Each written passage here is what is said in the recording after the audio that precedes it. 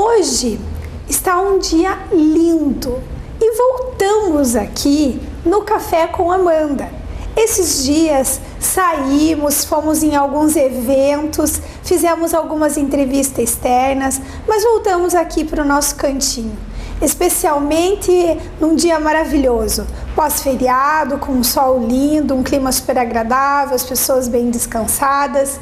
E nessa manhã eu tenho a honra de receber uma visita muito importante, uma figura feminina de extrema importância que exerce um papel fundamental em nossa cidade.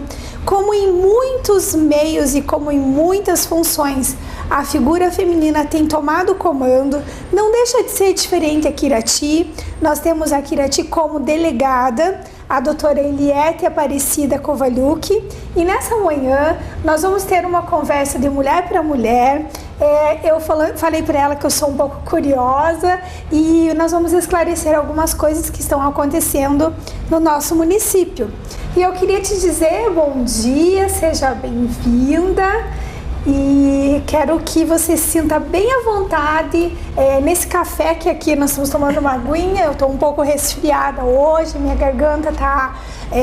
Tô com dor de garganta, minha voz ainda está mais rouca, peço desculpas, mas não poderíamos deixar de ter essa entrevista e esse papo gostoso que vamos ter nessa manhã.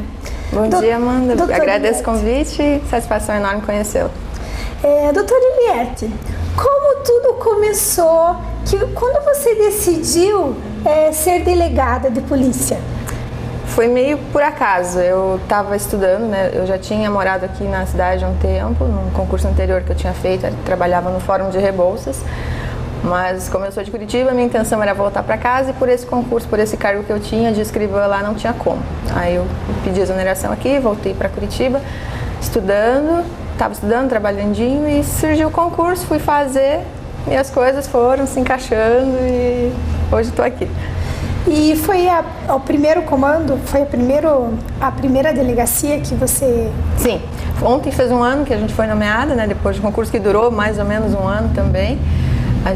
Eu passei por um estágio numa delegacia em Curitiba, depois fomos para a escola de polícia, que é uma formação obrigatória para a gente poder desempenhar a função, e desde setembro do ano passado, há 9 meses, eu estou aqui em Irati, minha primeira delegacia. E quando você chegou em Irati, qual foi o desafio? O que você encontrou dentro da delegacia que você sentiu assim, puxa, essa é uma realidade que dentro da delegacia eu pretendo, na minha função, eu gostaria que fosse diferente? Primeiro é o desafio, né? Foi como foi a primeira delegacia, eu tinha que aprender a ser delegada, né? Então, chegando foi um choque de realidade, mas um choque bom, porque o pessoal foi muito bem recebida pelo pessoal ali, o pessoal com vontade de trabalhar. Temos ali os presos no anexo, mas temos o pessoal do DEPEN que também está nos ajudando muito. Então, na verdade, o desafio era tocar o barco e motivar todo mundo ali dentro para fazer um bom trabalho. E você em algum momento sentiu alguma resistência, algum tipo de preconceito por ser uma mulher? Particularmente eu não senti isso. Eu senti que eu fui testada, né? E sou testada pela inexperiência, mas isso é um aprendizado diário que eu tô tendo ali. E o respeito do pessoal ali é excepcional. O fato de eu ser mulher, eu confesso que eu não sentia a dificuldade pelo fato de ser mulher, né? Apenas pelo fato de ser um pouquinho inexperiente. E quais são os crimes mais frequentes hoje em Irati, doutora? O que a gente tem, a nossa demanda básica ali tem sido embriaguez ao volante, né? O crime de embriaguez ao volante, violência doméstica e ainda alguma coisa de porte de arma, porque a gente está numa região que numa cidade que tem uma região rural muito grande, né? E a gente sabe que o povo tem as armas, assim, não efetivamente para usar, né, mas como defesa. Então a gente volta e meia recebe casos dessa natureza. Não é uma cidade violenta, como a gente pode falar da região metropolitana de Curitiba, por exemplo, mas é uma cidade que tem uma demanda bem apurada. Assim, nós temos bastante trabalho aqui, mas graças a Deus não é uma cidade muito violenta. E qual que é o caso mais complicado ou o caso que mais tem desafiado a Polícia Civil nos últimos tempos? A gente, nesse ano em particular, a gente já teve 3 homicídios que estão nos dando aí um bom trabalho, mas é um trabalho bom, que é um trabalho...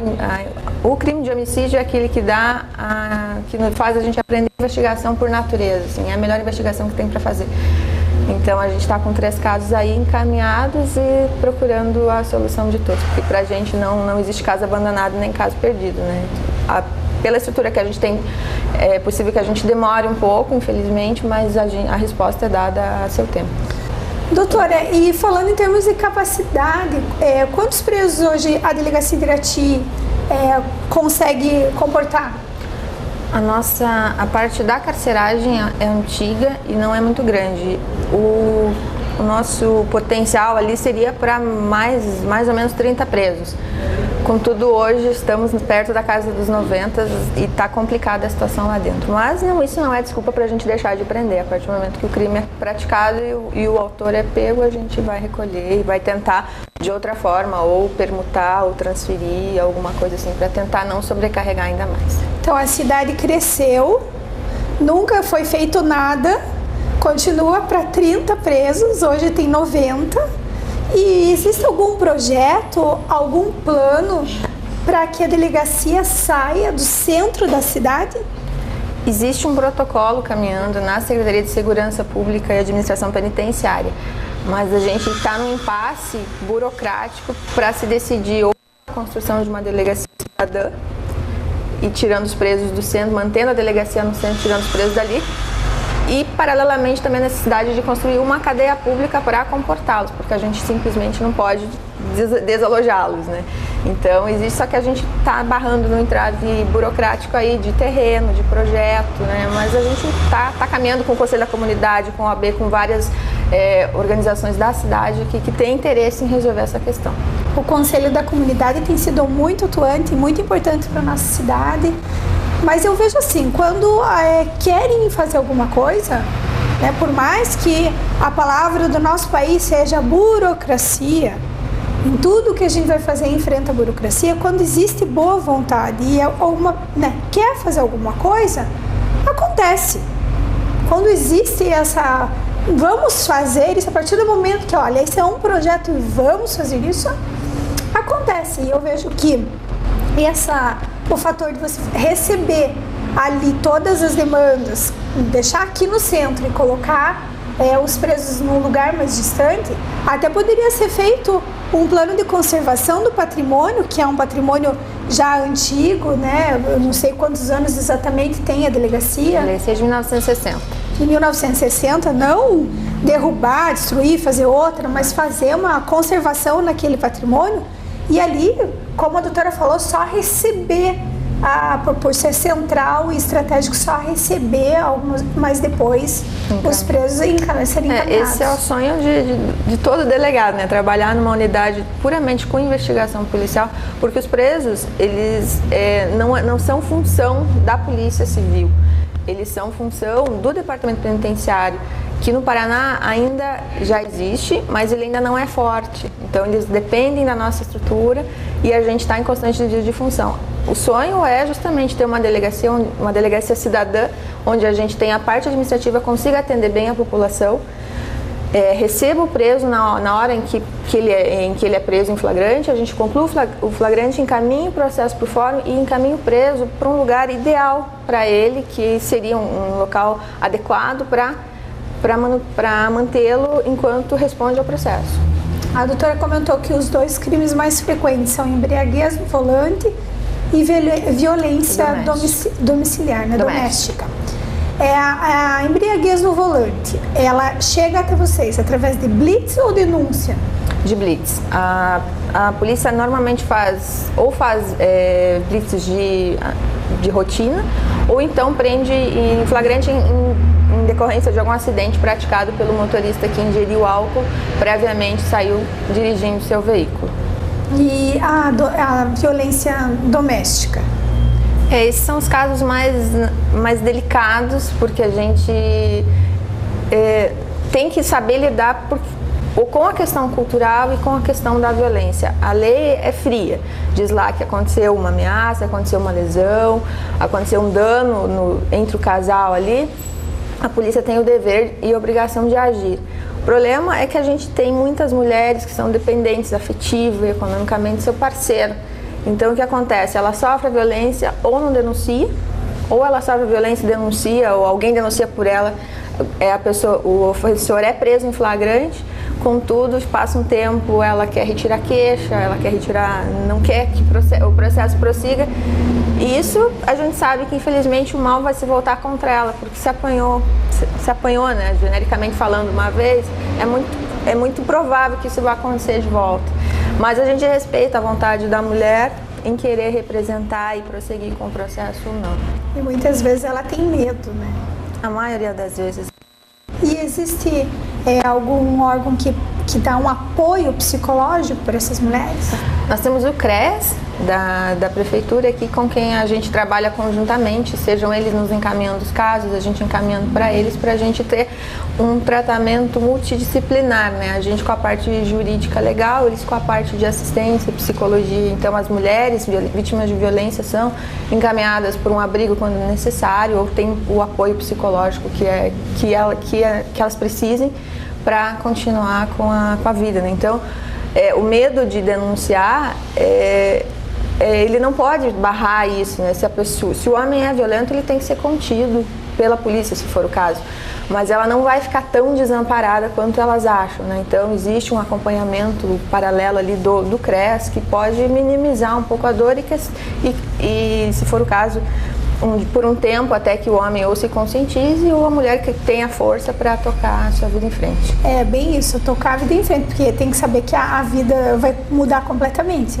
A vida dela não vai depender mais daquela pessoa de nenhum sentido. Justamente. Né? E doutora, você havia comentado que você fez um estágio na delegacia de Curitiba. Lá por ser capital e aqui interior, qual que é a diferença de como tratar alguns casos de uma cidade grande para uma cidade pequena? Lá eu fiz na delegacia de homicídios, né, na primeira delegacia de homicídios, era especializada na investigação desse tipo de crime contra a vida. Em Curitiba, a demanda é muito maior, os homicídios que a gente vê lá eram 2, 3, 4 por noite, então o volume de trabalho lá é bem maior. Tem uma equipe um pouquinho maior também, né, mais estruturado, mas o trabalho lá é mais complexo, né? A gente tem uma extensão territorial maior, a população é maior. Aqui a gente trabalha com todo o universo de crime, é um aprendizado assim, diário.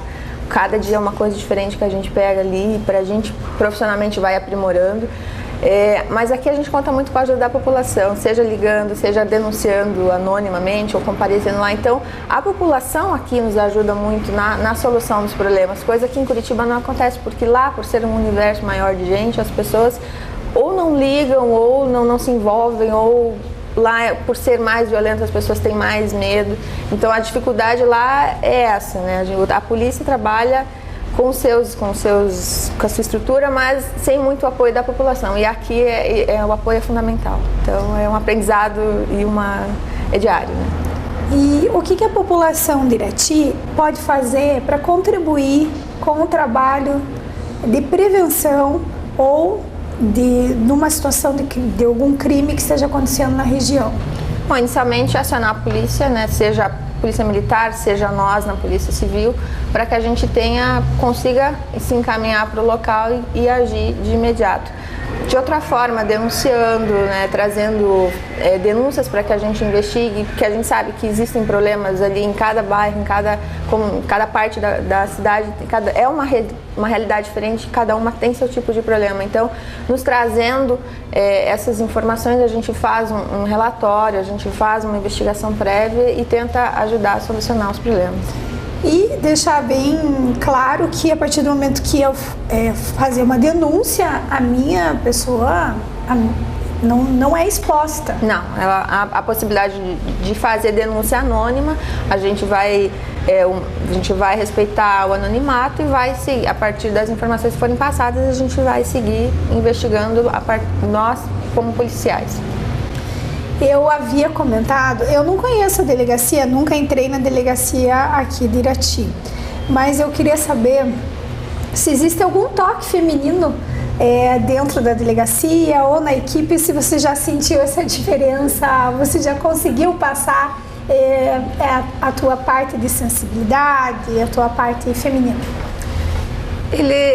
Assim, como eu falei, a equipe foi muito receptiva quando eu cheguei, né? Então, o fato, assim, de eu estar lá, eu estar aprendendo, eles estão me ensinando, eu estou ensinando o que eu sei. Então, a gente está num trabalho mais de cooperação ali dentro, né? Todo mundo se ajudando, a equipe, tem uma equipe nova, de policiais novos que entraram ali. Então, o feminino, assim, a questão da sensibilidade é natural por ser mulher, mas a questão da receptividade deles foi imediata, foi uma empatia imediata com todos ali, e é muito bom de trabalhar com eles ali. Parabéns para essa equipe, porque eu vejo assim, existe um desafio grande da mulher estar delegando funções ou à frente e liderança de algumas equipes masculinas, né, de alguns colaboradores masculinos, não como antes, mas existe ainda. Então eu quero parabenizar essa equipe que recebeu tão bem a doutora Eliette e dizer que se eu encontrasse você na rua, eu jamais ia acreditar ou me imaginar que uma figura tão assim elegante, fina, como diz aquela música, gente fina, elegante, sincera, tivesse um cargo assim de tanta responsabilidade, que tem que ter um punho firme, né, em todas as decisões para a nossa cidade. Eu realmente, não que eu seja feminista, mas eu admiro toda mulher que esteja à frente e que exerça com responsabilidade, sensibilidade as suas funções, e eu vejo que você tem feito isso, como você falou assim, cada dia é um desafio, é um aprendizado, e parabenizo você por esse trabalho. Deixo o Café com Amanda, a TV Irati, de portas abertas para receber vocês, para receber a doutora quando quiser vir aqui, dar algum recado, pedir alguma colaboração da comunidade. E como é bom saber que existem, mais uma vez, que frisar isso, que existem mulheres assim corajosas em frente a esses desafios que a vida nos prepara. Obrigada, Amanda, pelo convite, pelas palavras, né? Na verdade, estou ali na frente da equipe, mas dependo de todos eles, né? É uma questão assim, é um trabalho conjunto. E agradeço, deixo como as portas da delegacia estão abertas, né, sempre que houver necessidade das pessoas chegarem lá, seja para tirar dúvida de alguma coisa ou para expor o seu problema, a delegacia está lá para proteger e servir. Não precisa ter medo do doutor, ela é muito simpática, muito receptiva, mas quando tem que pegar aí Aí tem que ser mais firme, com certeza. Tem que ser mais firme. Quero desejar para você uma boa estada em Irati, que você consiga desenvolver e fazer os projetos que você tem para nossa cidade. Eu sei que você chegou aqui já almejando que haja um crescimento, uma melhoria. Eu chamo a atenção agora das autoridades, das pessoas envolvidas. Não deixem isso morrer na casca. Continue você que está envolvido com esse projeto de mudar e melhorar. Faça acontecer. Se você quer, você consegue. Poder público, autoridades, pessoas que queiram tirar a delegacia, os presos aqui do centro da cidade, não é impossível. Nós temos vários terrenos aí distantes que pode ser feito isso. Eu acho que falta um foco, uma determinação e boa vontade. É esse o recado que o Café com Amanda dá para você, a autoridade, e para a população, receber bem a doutora Eliette Irati, que já fez 1 ano que ela está aqui, mas que você continue exercendo o teu papel com esse brilho que você e com essa determinação que você tem exercido. Obrigada, Amanda. Obrigada por tudo. Obrigada por ter lindo. Tá? Como eu falei.